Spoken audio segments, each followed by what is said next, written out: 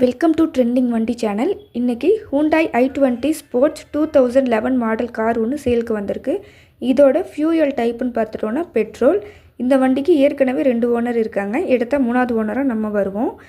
இதோட registration number பார்த்துட்டிங்கன்னா TN68D3663 Kumbakonam. ஓகேங்களா?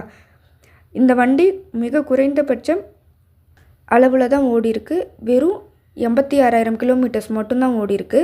இந்த வண்டியோட ஃபீச்சர்ஸ் அப்படின்னு பார்த்துட்டோம்னா automatic climate control, AC power steering. இந்த வண்டிக்கு ரிமோட் கீ அவைலபிளாக இருக்குது.